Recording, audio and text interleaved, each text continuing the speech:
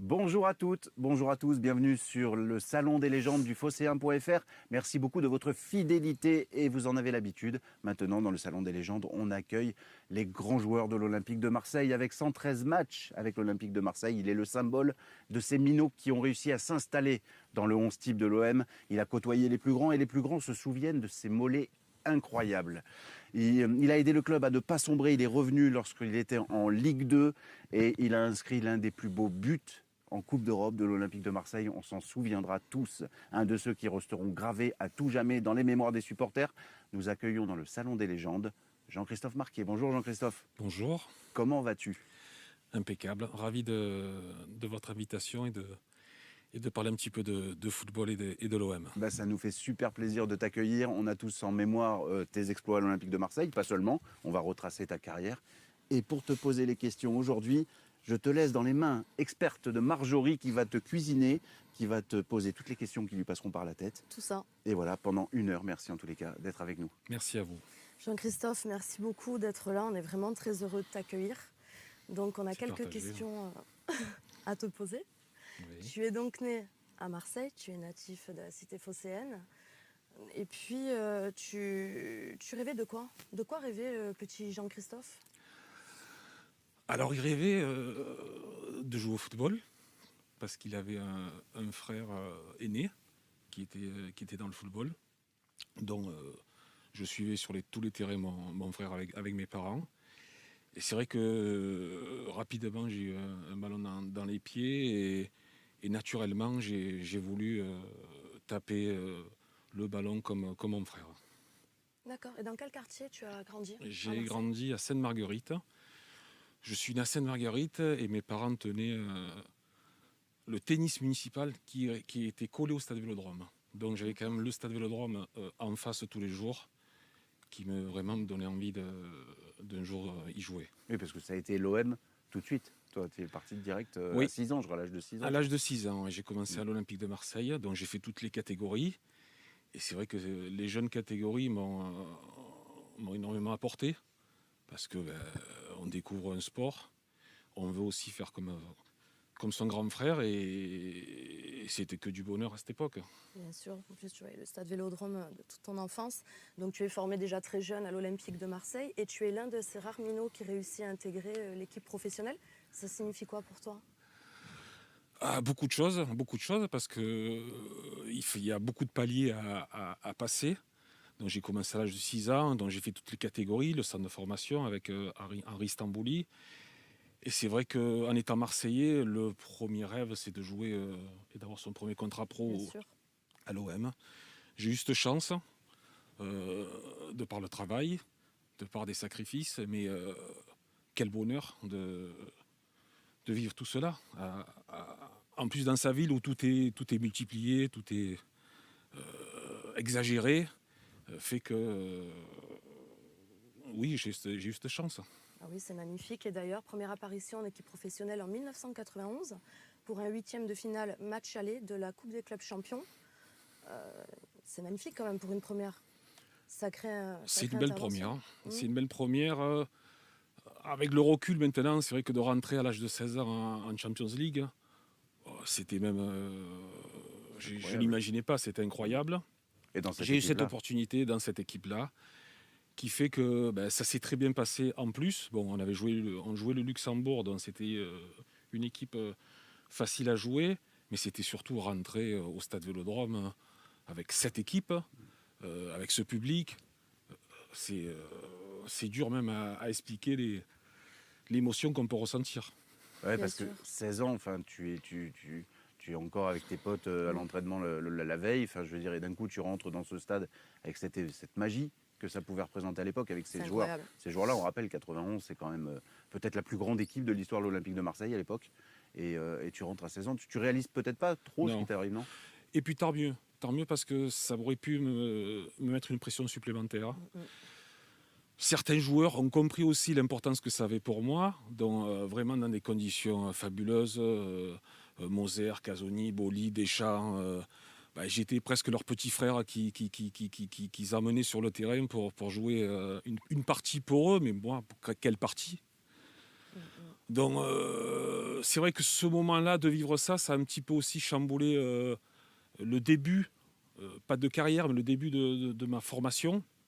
Parce que j'avais que seulement 16 ans, et en principe, à 16 ans, on est dans un centre de formation, ce que j'étais. À l'Olympique de Marseille, il y avait peu de jeunes qui avaient cette chance de côtoyer le haut niveau. Donc, pas un statut supplémentaire, mais quelque chose auquel j'avais vécu et qu'il fallait assumer. Alors en parlant de cette période 1991, quel souvenir as-tu de cette défaite à Bari? Alors, cette défaite, je l'ai vécue, je passais mon CAP, j'étais à Clairefontaine, toujours dans un contexte footeux, très déçu. Plus que déçu parce que un peuple attendait cela. Les circonstances aussi du match où on devait certainement gagner sur le terrain, et on le perd au pénalty. Bien sûr. Mais bon, la suite a fait que Basile Boli, je pense qu'il a, et d'autres joueurs en ont parlé, a servi pour que les années suivantes, on ait cette expérience suffisante pour aller la chercher et surtout la gagner et vivre ce moment fabuleux pour une ville et un pays. Alors justement, on parle de Basile Boli. Donc, concernant tous les joueurs que tu as côtoyés, parle-nous un peu de cette expérience pour toi. Qu'est-ce que ça t'a apporté? Quel est le souvenir pour toi d'avoir joué avec tous ces grands joueurs? Une fierté. Mm. Une fierté parce qu'ils sont tous devenus des grands, et à l'époque même ils étaient grands, mais c'est vrai que le 93 a multiplié tout cela. En parler différemment maintenant, en 47 ans, se dire que j'étais dans un effectif où toute l'Europe regardait. Alors certes, ils ne regardaient pas moi, mais le fait d'être dans ce cocon, dire que j'ai été chanceux, que c'est des souvenirs aggravés, et qui fait que à travers maintenant des projets auxquels je pense on parlera, on essaie aussi de transmettre tout ce qu'on a appris. Ensuite, 1993, tu es prêté à l'AS Cannes pour une saison pour t'aguerrir. Oui. Mais ensuite, tu reviens à l'Olympique de Marseille, de Marseille, qui est relégué en D2. Oui, Cannes a été une très bonne année parce que en étant en effectif à l'OM, on jouait très peu. On s'entraînait, c'était déjà pas mal. Donc partir une année à Cannes, pas trop loin de Marseille, parce que je voulais pas aussi trop partir et m'éloigner de ma ville, avec Luis Fernandez, où j'ai fait une vingtaine de matchs. À l'époque, j'avais l'armée, donc c'était une année assez compliquée au bataillon de Joinville.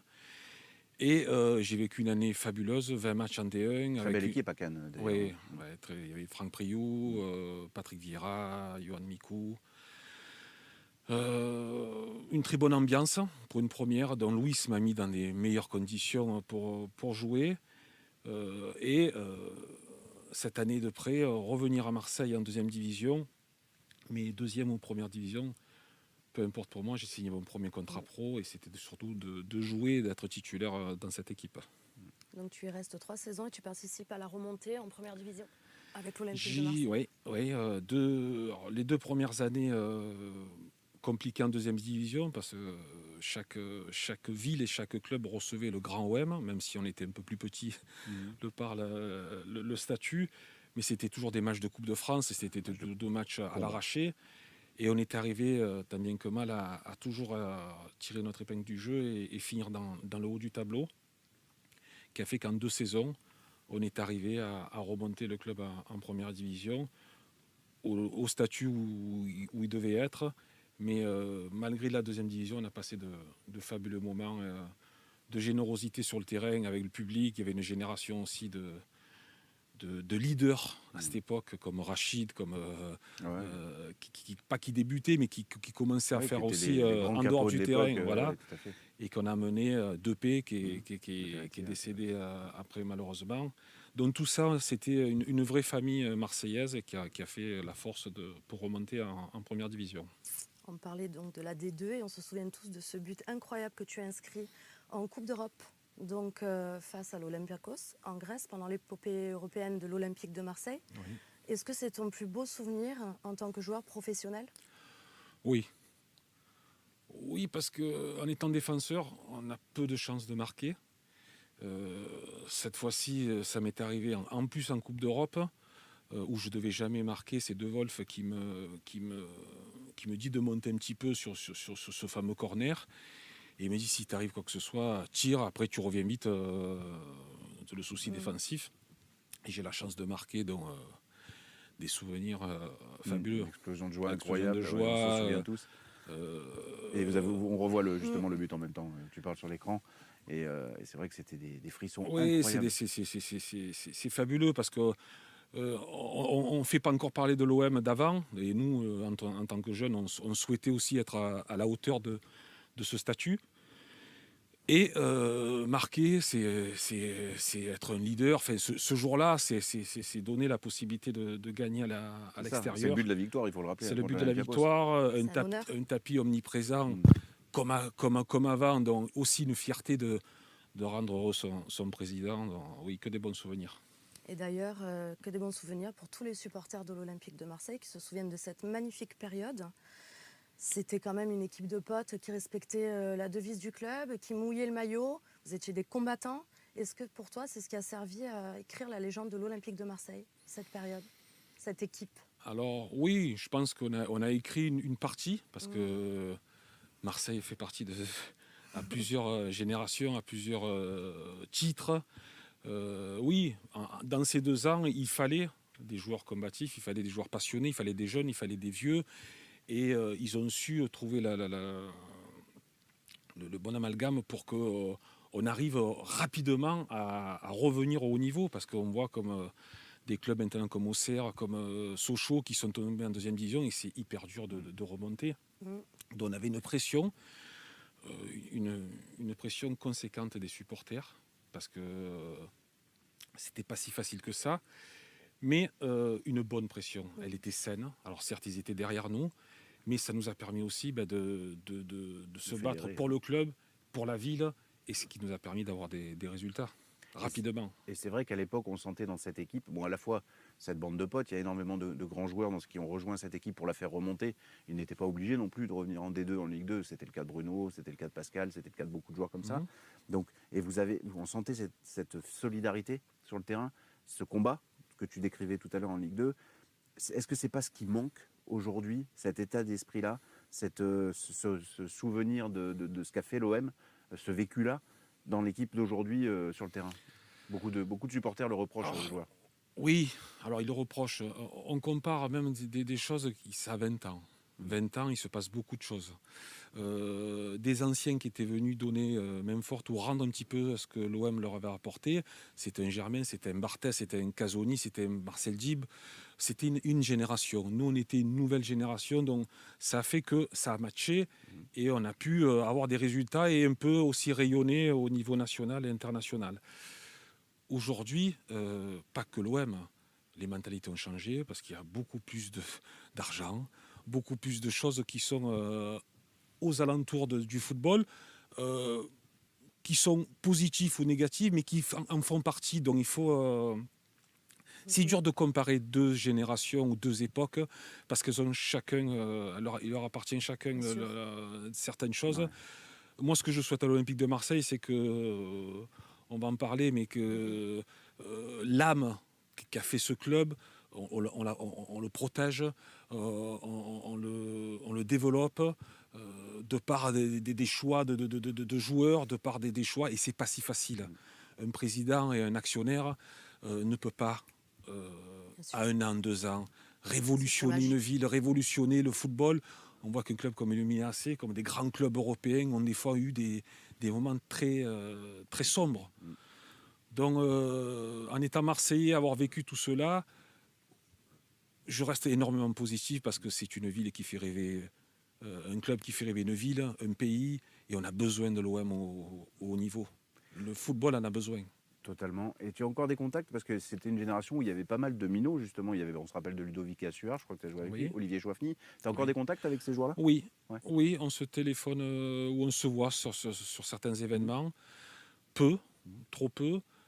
À travers certains rendez-vous que j'organisais au Stade Vélodrome, il y avait des anciens pros, donc ça me permettait de les revoir et aussi de les remettre dans le bain, parce que le Stade Vélodrome, quand on a arrêté sa carrière, on se dit qu'on rentrera plus sur cette musique. C'est vrai. Et là, ce jour-là, il se remémore des moments, et c'était aussi un cadeau pour eux. Et donc il y a Chris Fuego qui nous dit, parce que raconte-nous comment était Tony Cascarino, parce qu'à l'époque il avait presque pratiquement l'âge d'être ton père presque. Tony, est-ce qu'il était vraiment de ce style-là, c'est-à-dire un peu papa? On se souvient aussi qu'il était souvent à Sainte-Anne, au pub irlandais avant les matchs, et que ça lui réussissait plutôt bien. T'as un souvenir de ce joueur-là? Alors c'était peut-être plutôt un grand frère. Un grand frère? Un grand frère qui avait une mentalité étrangère. Alors irlandais, mais on s'est aperçu un jour qu'il était anglais, donc il avait quand même déjà magouillé sa carrière. Un joueur fabuleux, parce que l'autre jour dans les réseaux, il y avait une photo de Cascarino, on disait quel buteur, et je disais que la chance qu'il nous donnait, c'est que même quand un centre était pas trop bon, il marquait. Donc il rendait toujours les choses positives. Il a marqué, je pense, plus de 60 buts en 2 saisons, et des saisons en deuxième division où il avait 3-4 personnes sur lui tous les matchs. C'était à cette époque un génie. Un génie déjà de l'avoir trouvé. Et pour un centreur comme toi, ça devait être un régal d'avoir justement au bout du centre un tel joueur. Il m'a aidé à mieux me faire connaître, parce que pas tous mes centres des fois étaient jolis, et il les rendait Il est bons. sublimé. Ouais. Alors on reviendra sur cette magnifique période de l'Olympique de Marseille, mais en attendant, tu nous laisses pour une saison à Guingamp. Et ensuite, tu tentes une expérience à l'étranger, et ce qui n'est pas donné à tous les joueurs, À l'époque, c'était surtout plutôt au rare. Genoa, Oui. en Italie. Alors Guingamp, pour parler de Guingamp, ça a été 6 mois. Pas la meilleure des périodes pour un footballeur. Aussi de m'éloigner de Marseille. Mais qui m'a permis de voir un petit peu ce qui se passait loin de Marseille. Et après, quand je suis rentré, je suis parti au Genoa, où Gênes est très similaire à Marseille, de par la ville et de par même la mentalité des tifosi, des supporters. Agréablement surpris du travail, même si on m'en avait parlé, on comprend que les Italiens ont été au haut niveau. Pourquoi? Parce qu'il y avait une charge de travail qu'on n'avait pas en France. Donc l'entraîneur m'a fait confiance dès le départ, ce qui m'a permis de jouer très rapidement. Après, pas trop de bons résultats, changement d'entraîneur, et un entraîneur italien qui voulait travailler qu'avec des Italiens. Comme je parlais peu et la langue m'éloignait un petit peu, il m'a mis de côté. Donc j'ai vécu à l'étranger le joueur qui ne joue pas, et c'était des moments très difficiles, mais qui m'ont permis aussi de comprendre qu'un joueur à l'étranger ne joue pas, comment il peut se renforcer différemment. Oui, parce que pour remettre dans le contexte, à l'époque, il n'y avait que 3 étrangers par équipe. C'était avant l'arrêt Bosman. Non, c'est après. C'est juste après, d'accord. Okay. Et donc, heureusement. Heureusement, oui, d'ailleurs. Mais c'était une expérience quand même qui était assez rare pour les joueurs de Ligue 1. Il y avait peu de joueurs français à l'étranger. Mais j'en garde quand même un très bon souvenir, parce que j'ai fait des connaissances. Puis c'était pas loin de Marseille. Oui, c'était plutôt pas mal. C'était agréable. Une belle expérience. Puis chaque chose apporte quelque chose, que ce soit dans le négatif et le positif. Ensuite, donc, tu reviens dans la région, à Nice, pour finalement revenir à l'OM en 2000. C'est plus fort que toi, en fait. C'est plus fort que moi. C'est plus fort que moi. Alors Nice, c'était un beau challenge, parce on souhaitait remonter en première division. Le président, c'était Sensi, le président de l'AS Roma, pardon. Et donc ils avaient mis vraiment les moyens. Il y avait José Cobos, il y avait Daniel Bravo, Marco Grassi, enfin, il y avait de grands joueurs de première division qui étaient venus. Ça n'a pas suffi. Et au bout de la première année, Eric Dimeco et Marcel Di passent directeur sportif à l'Olympique de Marseille. Et mon souhait, c'était de revenir à l'OM. Et le maire de Marseille, Dreyfus et Marcel et Eric, m'ont donné cette occasion de pouvoir revenir à l'OM. Alors certes, j'avais 26 ans, donc j'avais quand même entamé, même si c'est les plus belles années. Mais les blessures de jeunesse m'ont suivi, m'ont jamais quitté, et j'étais plus à 100%. Donc quand je suis revenu à l'Olympique de Marseille, j'ai fait 4-5 apparitions. J'avais fait un contrat de 2 ans, et j'ai préféré mettre un terme à ma carrière. C'était pas si facile que ça, mais j'ai voulu être dans la vie active dès l'âge de 27 ans, pour savoir réellement ce que c'était la vie. Décision compliquée quand même, parce que Ouais. des décisions Mm. prématurées, enfin non, pour un footballeur professionnel, de se dire de quoi va être fait À l'après. 27 ans, Tu avais ouais. déjà une idée Plus facile de vous répondre maintenant parce que Ouais, je sais où ça m'a amené. voilà. Ou quand on décide d'arrêter, c'est plus facile que d'une blessure de la subir. Donc j'avais l'envie d'arrêter parce que je me sentais plus à 100%, autant physiquement qu'intellectuellement. Et ma ville m'a tellement apporté que je voulais aussi lui rendre des choses auxquelles mon métier, je l'ai découvert après ma carrière. Mon deuxième métier, ma deuxième passion. Donc peut-être un risque que je prenais, que j'étais inconscient. Mais aussi l'inconscience fait faire des choses qui me permettent maintenant d'être chef d'entreprise, avec des projets, avec des ambitions et surtout rayonner dans le territoire du Sud. Alors, Ouais. forte connotation régionale, mais aussi, est-ce que le football t'a apporté, parce que par la suite tu l'as développé, mais c'est plus facile d'en parler justement a posteriori, de dire est-ce que le football t'a apporté ce fait d'être fédérateur? Parce que tu travailles beaucoup en équipe, tu essaies de réunir les gens de tous horizons Oui. aujourd'hui. Est-ce que ça, c'est le football qui t'a... Oui, les outils que j'avais naturellement au football, fédérer, gagner, perdre, parce qu'on apprend aussi dans ces situations, fait que le chef d'entreprise se retrouve souvent aussi dans ces configurations. Et fédérer autant de chefs d'entreprise, je ne pensais pas être capable, mais avec l'envie, la passion et une histoire, ça matchait et de suite on a pu s'entendre et réaliser des choses pour Marseille, notamment pour le club master d'entreprise, les jeunes, la Champions Cup. Donc le football est toujours près de moi. Omniprésent. Hein. Ça t'a apporté la détermination que tu as eue après pour la master, justement.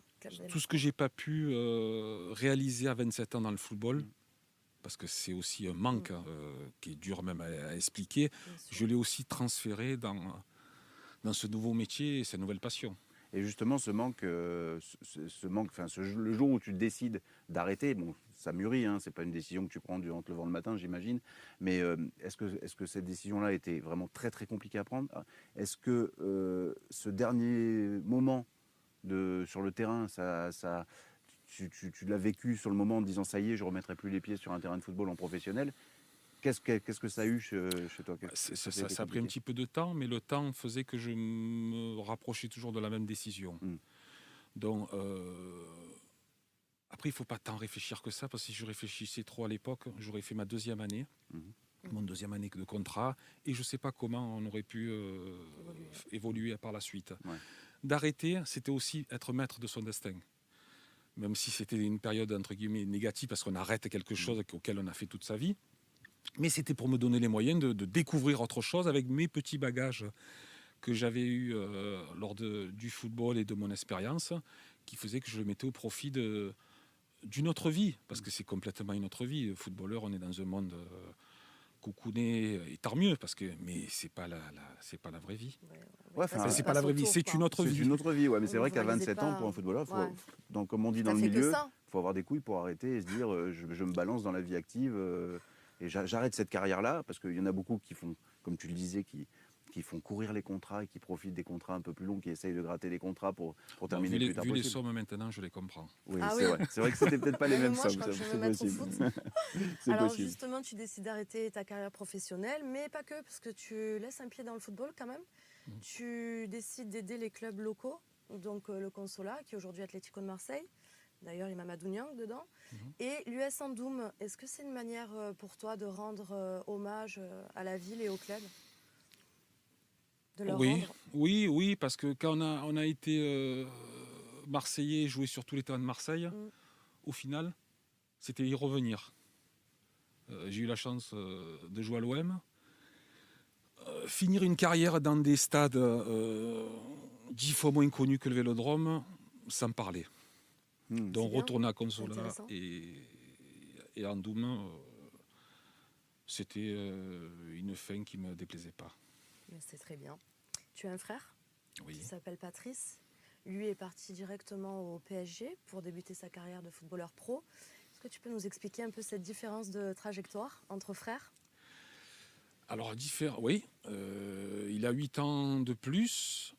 dont il jouait à Mazargues à l'époque. Et il a l'opportunité de partir au Paris Saint-Germain.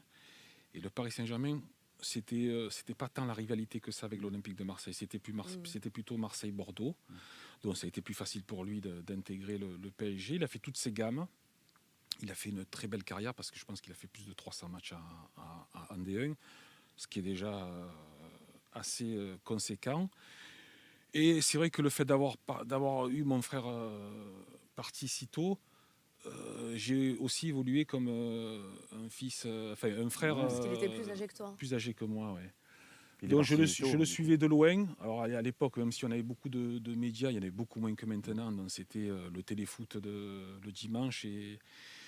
Mais ça m'a aidé à avoir un tuteur et Un exemple. un exemple pour vouloir faire comme lui. La trajectoire. Est-ce que tu as Même des- s'il joue au Paris Saint-Germain. Est-ce que tu as des regrets dans ta carrière de footballeur professionnel? Quand j'ai arrêté un petit peu, plus maintenant. Plus maintenant, parce que le métier que je fais m'apporte énormément. Donc, je revis des moments passés qui sont différents maintenant, mais tout est similaire. Je fédère des chefs d'entreprise, et pour moi, c'est comme si c'était une équipe de foot. J'organise des événements, c'est comme si je préparais un match. Et avec un enrichissement intellectuel fabuleux, parce que travailler avec des chefs d'entreprise et Marseille, c'est passionnant. Donc non, j'ai pas de regrets. Puis vivre avec les regrets, c'est Rien de compliqué. pire. Ouais, c'est compliqué. C'est compliqué. Et quand tu disais un petit peu quand tu as arrêté, c'est-à-dire c'était des choix de club à des moments précis ou des choix de direction Des choix de club, il y a quand même une euphorie dans un être footballeur marseillais qui sait que tu vas plus le vivre. De rentrer sur la musique, d'avoir une proximité avec les gens, qui est des fois excessive, mais on s'y habitue à tout cela. Ça peut manquer. Je ne l'ai pas vécu, mais quand j'en entends parler, ça Ouais, me chaque manque fois, à moi ça aussi. me les pose. À chaque fois, j'ai les larmes. Alors évidemment, tu suis l'actualité de l'Olympique de Marseille. Qu'est-ce qui, selon toi, n'a pas fonctionné dans le projet proposé par Franck McCourt? Alors, qui n'a pas fonctionné Jusqu'à présent, en tous Oui. les cas. à ce jour. Voilà, jusqu'à présent. Si on doit parler de pas fonctionner, comme j'ai dit tout à l'heure, il y a des grands clubs comme le Milan AC et d'autres qui ont eu des moments très très durs. McCourt est un chef d'entreprise.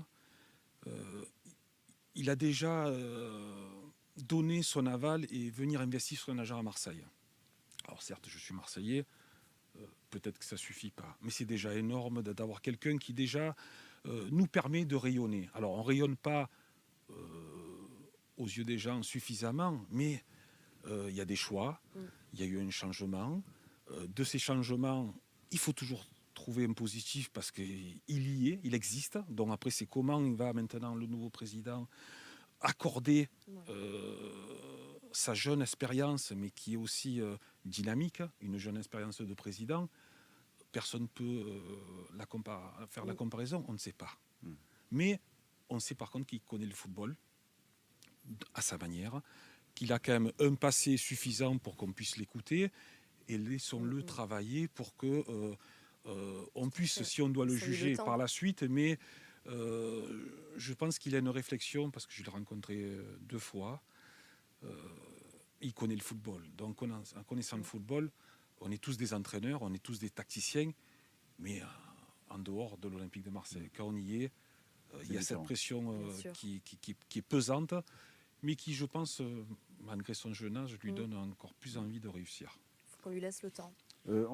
Beaucoup apparentent la nomination de Pablo Longoria, font un parallèle avec celle de Pape Diouf à l'époque. Parce que Pape Diouf était aussi issu d'un agent de joueur, est devenu directeur sportif puis président, donc un peu la même trajectoire. Est-ce que tu penses que justement cette proximité du football, ça modifie une façon de diriger un club? Oui. Forcément. Oui. Oui, parce que c'est pas les mêmes choix, c'est pas les mêmes approches. Le joueur pas vous respecte plus, mais ne peut pas aller dans des espaces où il peut utiliser certaines choses. Là, lui, il connaît le football. Alors à sa manière, je le répète, mais un joueur peut décider de venir à l'Olympique de Marseille parce qu'il a confiance déjà au président. Et ça, c'est quelque chose qui nous manque à ce jour. Qui nous manque à ce jour parce que l'Olympique de Marseille a son passé, qu'on protège, qu'on admire, mais l'avenir nous donne encore plus envie d'associer tout cela. Donc, et la vie fait que qu'est-ce qu'on va faire demain? Comment on va le faire demain? Alors le Marseillais a envie de rapidement savoir ce qui va se passer demain et après-demain, mais ça ne se construit pas aussi facilement que ça. Et que penses-tu de l'arrivée de Sampaoli? Le physique me plaît, l'être me plaît.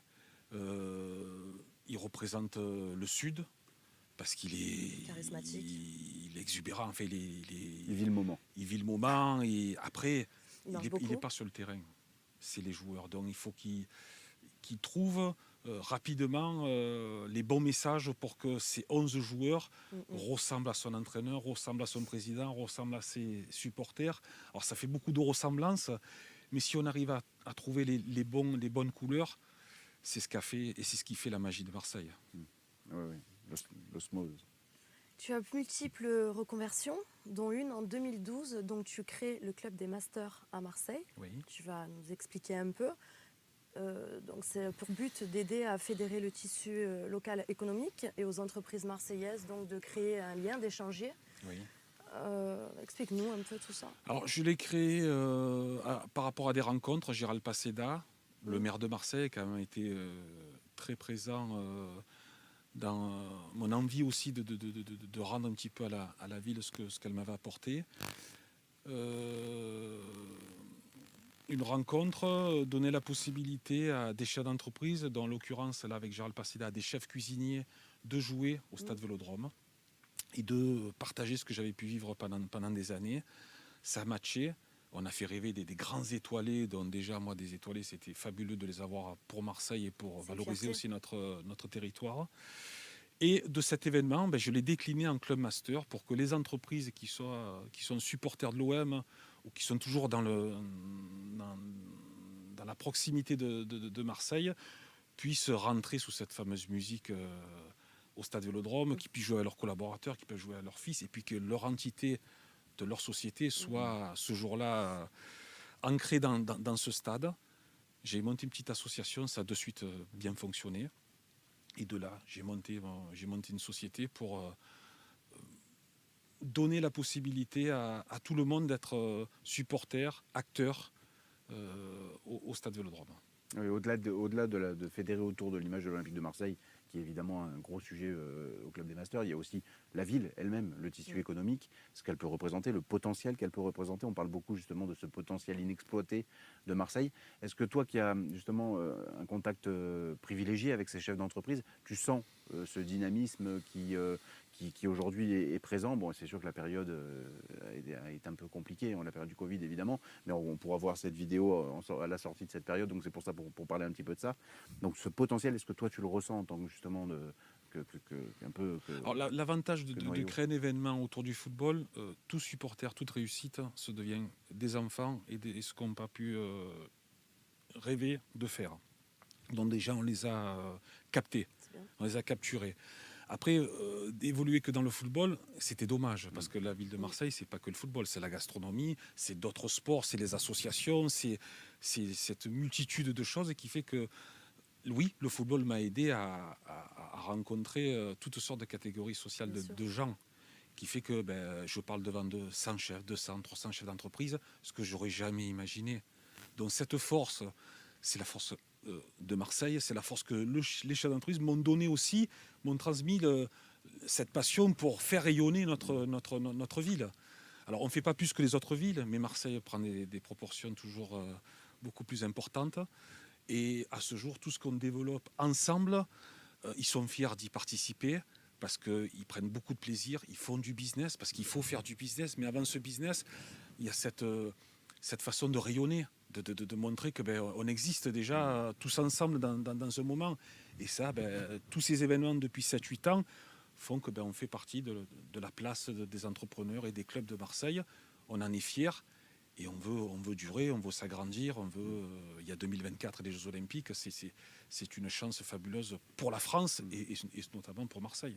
En tout cas, magnifique initiative, donc bravo. Est-ce que tu penses qu'après cette crise sanitaire, tu vas réussir à faire rebondir un peu toutes ces entreprises qui ont traversé cette Oui, parce qu'après cette crise ou cette pause, ça a permis, comme on expliquait auparavant, de se réinventer, de s'adapter, de faire des choses auxquelles on n'aurait jamais pu imaginer ou peut-être fait dans 10 ans. Et les gens sont réceptifs parce qu'ils ont compris que s'ils restaient immobiles dans leur société, tout doucement, ils attendaient la mort ou ça y ressemblait. Donc les gens vont consommer différemment. C'est à nous maintenant de proposer des projets pour qu'ensemble, on puisse mieux faire rayonner nos enseignes et notre ville. Alors, autre casquette qui me passionne, ça concerne les enfants dans le football. Tu es l'un des organisateurs de la Champions Cup, catégorie U11, qui est l'un des plus gros rassemblements de jeunes footballeurs en France. C'est le plus grand. Donc bravo.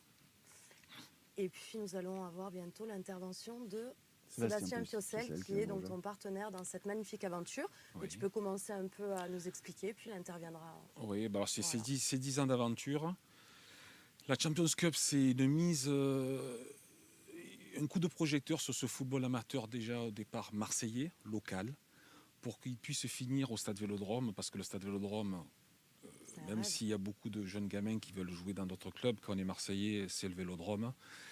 Et donner la possibilité à tous ces présidents, ces bénévoles, ces entraîneurs, de constituer une équipe pour vivre un rêve et qui soit de la meilleure des façons à l'Orange Vélodrome.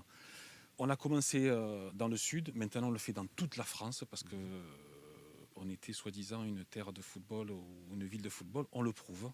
Et toute la France joue avec la rigueur du sud. Donc ça c'est une fierté. Sébastien m'a rejoint il y a 4 ans. Il est impliqué à 200% et ça ne m'étonne pas parce que c'est un excellent professionnel et il le démontre encore aujourd'hui. Il a beaucoup de responsabilités parce qu'il m'aide sur le terrain pour façonner toutes ces étapes, les phases finales, mais surtout depuis 3 ans, cette fameuse Team France, parce qu'on récompense une catégorie, une génération chaque année maintenant, qui est notre équipe de France à nous. Et on leur permet de continuer leur rêve et c'est que du bonheur de transmettre tout ce qu'on a pu évoquer aujourd'hui à des jeunes gamins d'11 ans et aussi à des papas et mamans, parce que le papa et la maman sont omniprésents et c'est les premiers à être acteurs de la réussite de leur enfant aussi. Et le choix de la catégorie U11, c'est dans le parcours, enfin la formation, puisqu'on peut appeler ça la formation dès le plus jeune âge, c'est un âge charnière, c'est vraiment selon toi un Oui, parce que important. c'est les anciens poussins, et quand on est poussin, on vit des moments fabuleux. Ça me rappelait beaucoup de souvenirs. La Champions Cup porte le nom de mon premier entraîneur, donc ça a du sens. Enfin, pour moi, ça a du sens et pour aussi pas oublier. Bien sûr. Et la Team France, ça se passe comment? Il y a des stages prévus pour La Team France, après toutes les étapes, après la finale, on se réunit parce que le staff a été étoffé avec Fabien Laurenti, avec Ismaël Bamba, avec Rachid Mokhtar, qui sont du monde amateur, dont on a voulu associer le monde amateur et le monde professionnel pour ne pas se tromper, parce que c'est une génération importante, pour avoir entre 20 et 30 joueurs qui vont être accompagnés par ces 4 personnes pour faire des stages, pour faire des matchs amicaux. On en a un petit peu parlé avec le président de l'Olympique de Marseille, parce que même si c'est loin, il sait que les pépites se trouvent déjà à ce jeune âge. Et comme c'est dans le sud, ça l'a un peu plus interpellé. À n'en pas douter. Et comment tu expliques justement que les pépites, elles se trouvent déjà à cet âge-là? À l'époque, ça ne se passait pas comme ça. Aujourd'hui, il y a un vivier, certes, mais ça se passe vraiment tôt. On va sur les terrains, les recruteurs...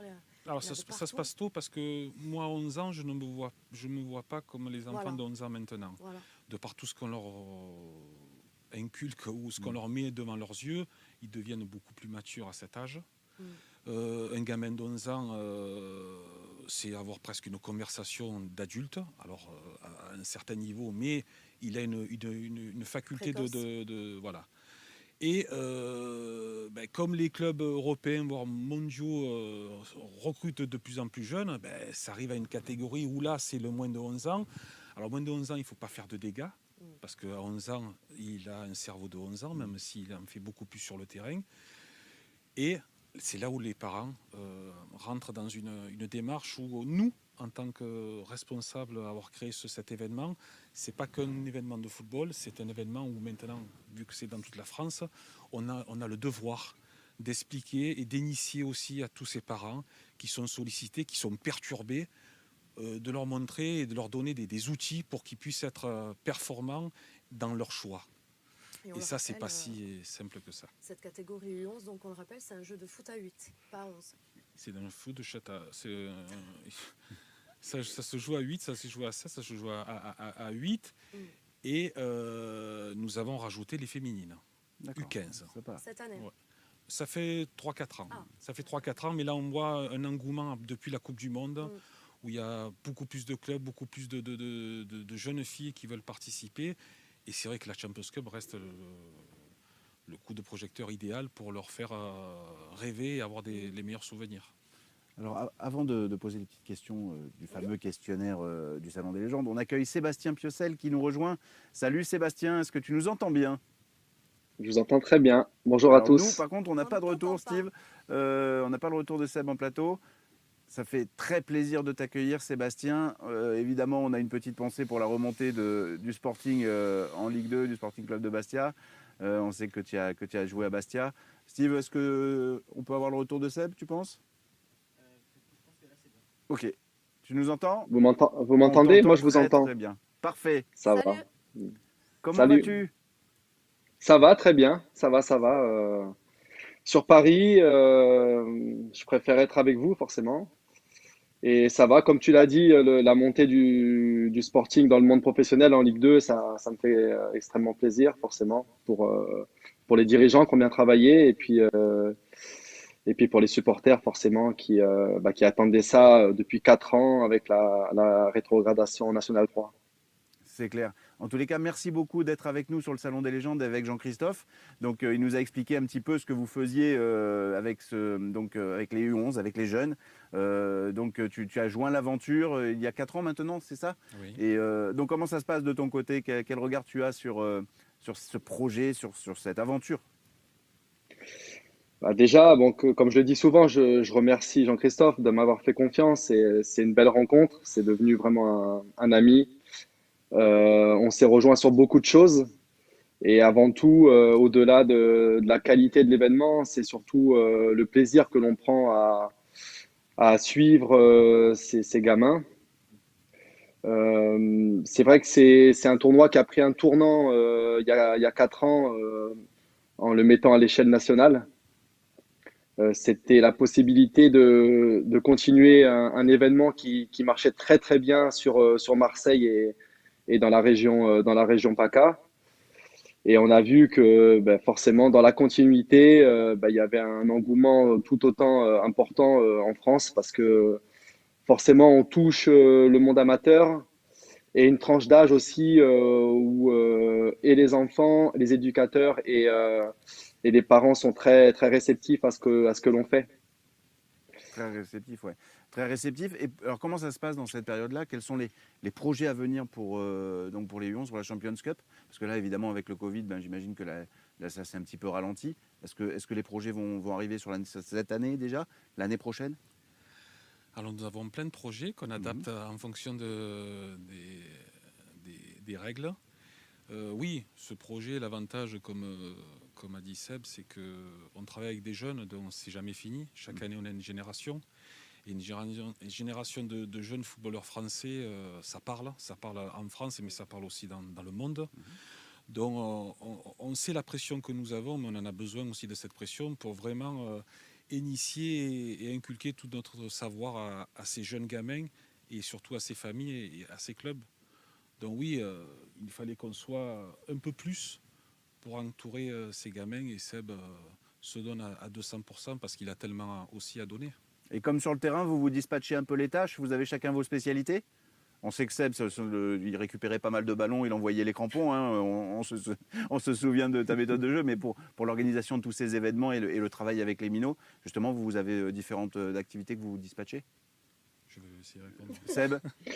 Non, on est plutôt bien organisé, hein, forcément. Moi, j'ai envie de dire, je suis plus terrain dans dans ce que l'on met en place. Il faut aussi dire, je sais pas si Jean-Christ tu en as parlé, mais il y a aussi Fabien Laurenti, hein, qui fait partie de notre staff rapproché, notamment sur la Team France, sur la sélection des meilleurs joueurs. Moi, je suis en relation constante avec les clubs, les éducateurs. On essaye aussi, alors c'est pas un simple tournoi où on fait le tournoi et derrière on se serre la main et ça s'arrête comme ça. Non, il y a une continuité sur toute la saison. C'est vrai que là, avec le Covid, bah, ça a été moins évident forcément en 2020. On s'est donné les moyens de pouvoir la réaliser, je touche du bois, en 2021. On s'est adapté aussi, on s'est adapté aux conditions. Et voilà, donc après, on est sur une génération 2010, a priori, qui est très, très forte sur toute la France. Et on espère bah, continuer aller de l'avant et puis à s'améliorer, nous aussi, au contact des clubs, des éducateurs qui nous apprennent beaucoup de choses aussi. Je reviens notamment, une petite parenthèse, sur les éducateurs du monde amateur.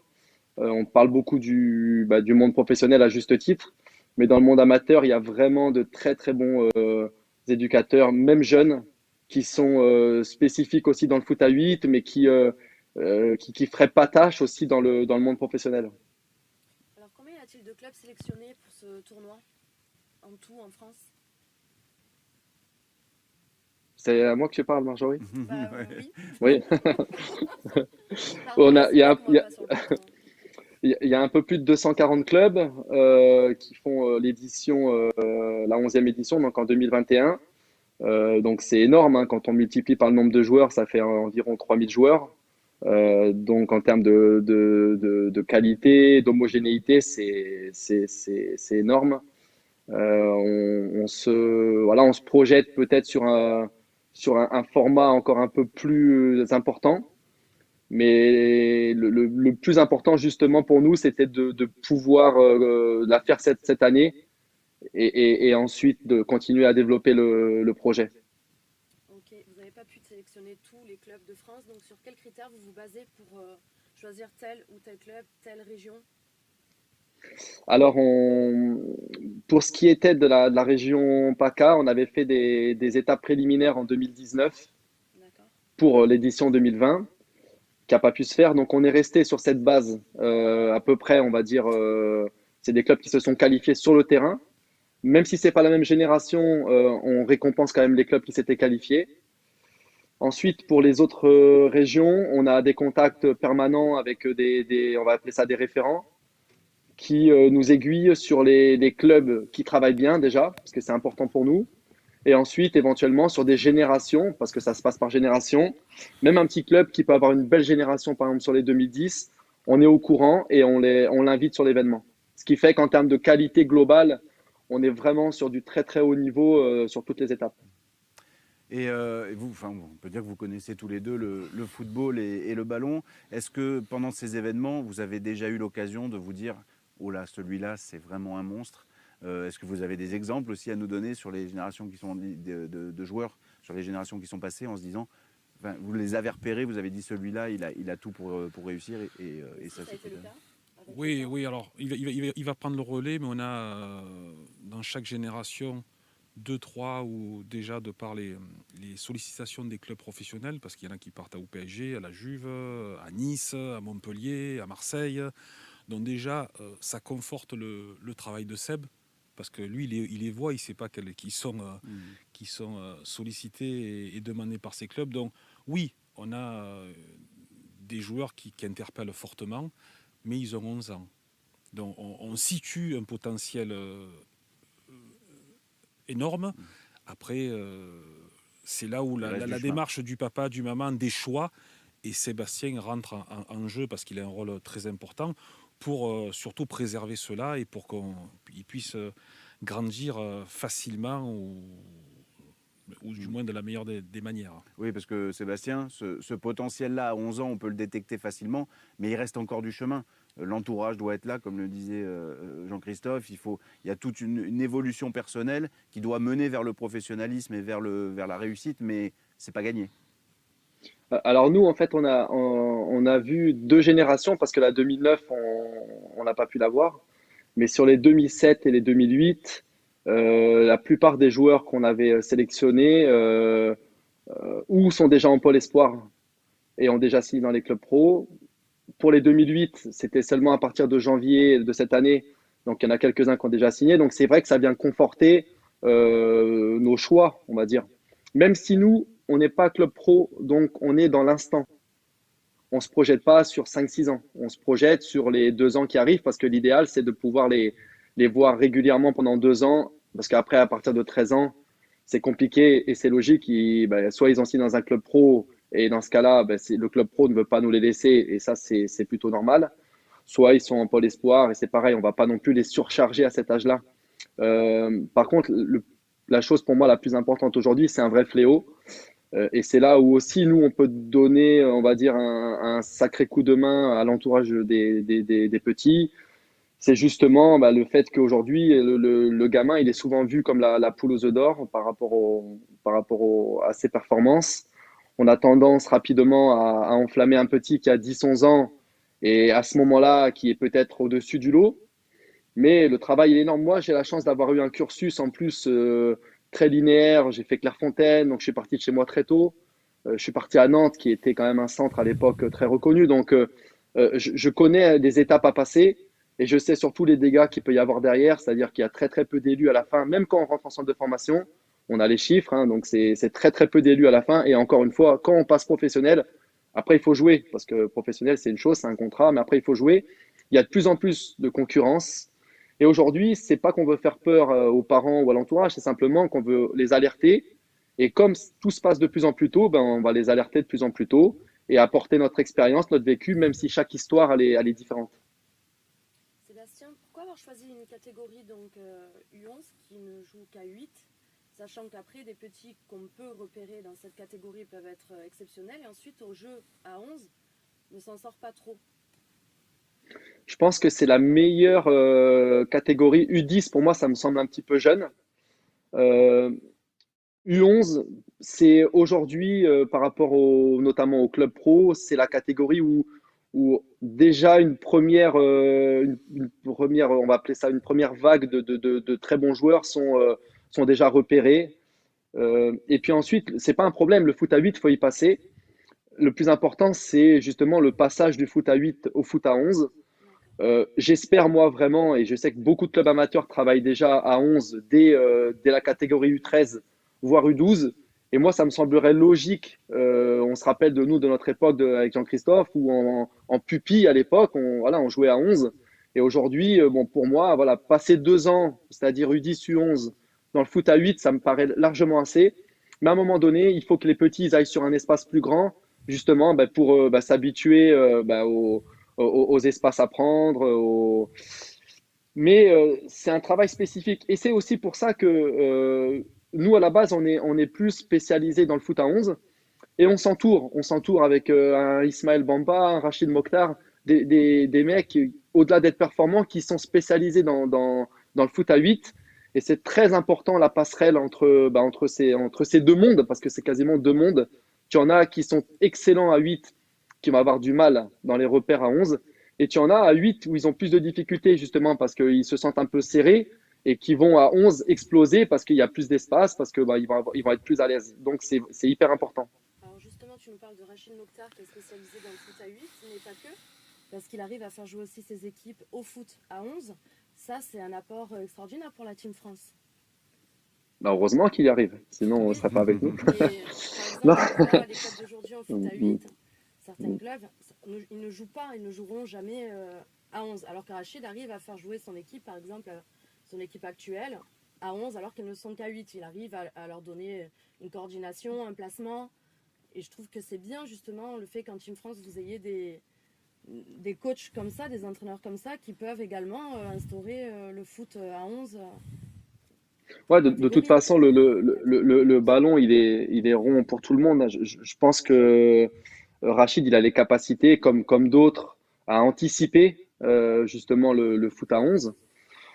Comme beaucoup de clubs, hein, des clubs, on va dire, performants, les clubs amateurs, on peut parler d'Herbel ou Burel, il y a une volonté de travailler rapidement dans le foot à 11 et je le comprends. Mais il y a aussi beaucoup d'exercices, beaucoup de choses à mettre en place justement pour faciliter cette passerelle, on va dire, entre cette transition, voilà, entre ces deux mondes. Merci beaucoup Sébastien, en tous les cas, d'être venu, d'être passé nous voir pour nous parler de ce projet avec Jean-Christophe. Merci beaucoup. Tout va Merci bien à pour toi vous. là à Paris en ce moment? Ça va. Je commente Manchester-Liverpool ce soir-là, le match en retard, Eh ben, c'est peut-être plutôt le pas match mal. qui va condamner Liverpool à ne pas jouer la Ligue des Champions. Ouais. Et voilà, donc tout va bien pour moi. Merci. Hâte d'être le 16 juin à Lyon pour la première étape de la Champions Cup. Eh ben Et à écoutez, on Marseille, vous c'est suivra le attentivement. 3 et 4 c'est juillet Marseille, le 3 et 4 juillet. Ouais. 3 et 4 juillet à à La Marseille. Ciotat, à La Ciotat. pour les clubs de la région. Et la finale, malgré cette crise, elle se passera quand même cette année au stade Vélodrome. A priori, oui, hein, enfin, on est en C'est le fait but. au Vélodrome, oui. Mais par contre, la problématique que l'on a avec le Covid, c'est qu'on a décalé toutes nos dates D'accord. et que du coup, la date qu'on en a demandé au Vélodrome, elle se rapproche un petit peu du début de championnat, en espérant que l'OM soit déjà qualifié pour la Ligue Europa, comme ça ils reprendront pas non plus trop tôt. Mm, mm. Voilà, on est en attente, mais oui, la finale se fera au Vélodrome. D'accord. Mais c'est super. Très bien. Bravo à vous. C'est magnifique. Merci beaucoup Sébastien. On te souhaite une bonne continuation. Bon match ce soir et on se retrouve très vite. Et merci beaucoup d'être venu nous voir sur le plateau du Salon des légendes. Merci. Merci à vous, bonne journée. Merci Seb. Tiens, il y a une question de Bar 13, là, vite fait avant le fameux questionnaire. Quelle a été ta réaction quand l'OM a été justement empêché de monter en Ligue 1 la première saison là, en Ligue 2 que tu as vécu? Parce que ça a été administratif, Oui, sportivement vous montiez. très frustré et très déçu. Une fois qu'on a vécu cela, c'était se remettre au boulot pour remonter l'année d'après. Ouais.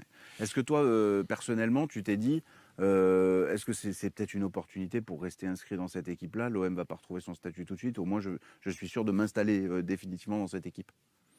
Non, C'est une non réaction égoïste, hein, parce je que veux même dire, en deuxième tu vois. division, on vit des moments qui sont similaires à la première et il y a un engouement qui est Retour dans fabuleux. le stade. Donc oui, on se languissait de vivre ces moments en première division, mais la D2, puis quand on est jeune, moi j'étais jeune à l'époque, on prenait tout ce qu'il y avait et déjà d'avoir le maillot de l'OM, c'était une fierté, C'était en magique. sachant qu'il fallait le plus vite remonter pour qu'on soit un peu plus visible, même si on l'était en deuxième division. C'est clair. Ok, on va enchaîner avec une série de petites questions courtes, donc réponses courtes, sauf si tu veux épiloguer. Ok. Ton principal trait de caractère? Mon principal trait de caractère, Déterminé. déterminé, ouais, déterminé. Entreprenant. Aussi, j'oublie pas. D'accord. Ton principal défaut? Mon principal défaut, J'oublie pas. non, je veux rapidement des résultats. Impatient. Alors, mon expérience et mon âge maintenant fait qu'il faut attendre, mais Tu es impatient. un petit peu. D'accord. Quel est le joueur avec qui tu as joué qui t'a le plus impressionné? Un suffit pas, parce que à 16 ans, quand on joue avec les plus grands les plus grands joueurs européens, je peux pas me cantonner à dire un joueur. Donc c'est Eric Dimeco, c'est Moser, c'est Deschamps, c'est Papin, c'est Barthès, c'est Amoros, c'est une bande de mecs qui ont transcendé l'Europe et qui m'ont fait participer à ces moments. Donc, Cette magnifique épopée de l'OM. oui. Après, quand on joue à l'OM, c'est sûr qu'il y a des noms qui parlent plus que d'autres, mais déjà d'avoir vécu cette aventure, c'est une aventure de potes, d'êtres humains, et ce bleu et blanc, ça sublime. Énigmatique. Le joueur le plus fêtard? Là, je vais pas me faire des copains, mais bon, il assume et c'est ce qu'a fait aussi sa réussite, c'est Marcel Dib. Marcel Dib, aussi bon autant sur le terrain qu'en dehors. Une faculté de récupération fabuleuse, dont il est venu en fin de carrière à Marseille.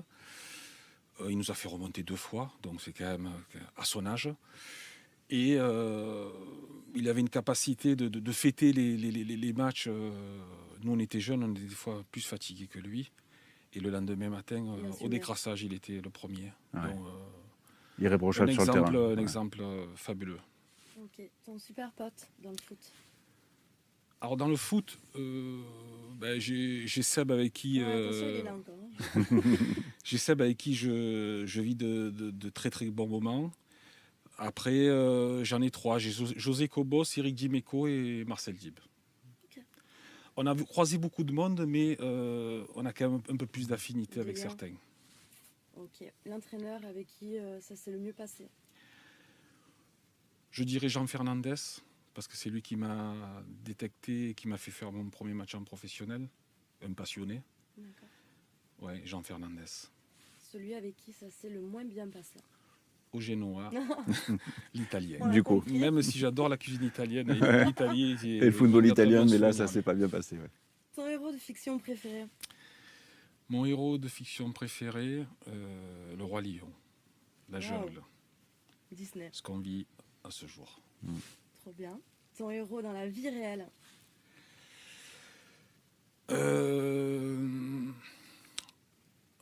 Être père, dans mon père. Être père et ton père. Ok. Tes passions en dehors du football? Mes passions en dehors du football, mon métier qui m'a permis de côtoyer plein d'autres sports, plein d'autres personnes, la gastronomie, les rencontres avec des personnes. D'accord. Ta devise? Je vais redire un petit peu la même chose. Rien lâcher, pas baisser les bras, être positif. Même si on vieillit, de l'être encore un peu plus, parce qu'avec ce qu'on vit, il faut l'être. Et garder des bonnes ondes. Jean-Christophe, tu es une très belle personne. De tout ce qu'on a pu apprendre sur toi là, aujourd'hui sur ce plateau, déterminé, confiant. Merci beaucoup. Vraiment, merci. As-tu un mot pour les supporters marseillais qui te regardent? Allez l'OM en premier, confiant même si on passe des moments difficiles, mais c'est dans ces moments difficiles où on n'est à jamais les premiers, on l'entend très souvent dans les fins de saison. Et puis on va le rester une année de plus aussi, c'est plus que pas Comment mal. On va le rester une année de plus. Là, On va le rester une année de plus. Mais oui, Marseille sera toujours différent et qu'on le préserve le maximum. Parce que le football français a besoin d'un grand OM et le football européen aussi.